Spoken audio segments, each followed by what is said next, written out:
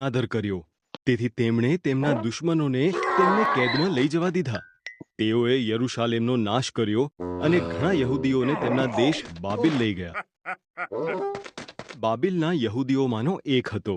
તેણે ઈશ્વર પર વિશ્વાસ કર્યો અને દિવસમાં 3 વખત તેમની પ્રાર્થના કરી.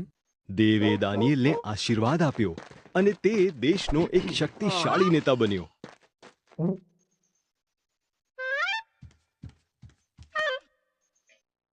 ઈર્ષ્યા કરતા હતા, તેથી તેઓએ નવો કાયદો બનાવ્યો. લોકો ફક્ત દારિયાવેશ રાજાને જ પ્રાર્થના કરી શકતા હતા. જેણે આજ્ઞા ન પાડી તેને સિંહોના બિલમાં નાખી દેવામાં આવશે. દારિયાવેશ સહમત થયો. પ્રાર્થના કરતો હતો અને તેની ધરપકડ કરવામાં આવી હતી. દારિયાવેશ ઉદાસ હતો. તેને દાનિયેલ ગમતો હતો. તેને ખ્યાલ આવી ગયો કે તેને છેતરવામાં આવ્યો હતો, પરંતુ તે કાયદો બદલી શક્યો નથી. દાનિયેલ તરફ સરક્યા. પછી એક દેવદૂત આવ્યો. તેને ઈશ્વરે જ મોકલ્યો હતો. દૂતે સિંહોના મોં બંધ કર્યા. દાનિયેલે ત્યાં રાત વિતાવી, કોઈ પણ નુકસાન વગર.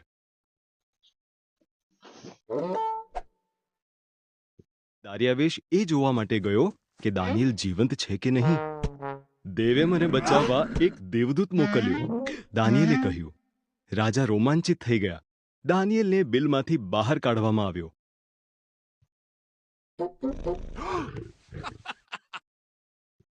દાનિયેલના દુશ્મનોને બિલમાં ફેંકી દીધા હતા. સિંહોએ તેમને ગભડાવ્યા.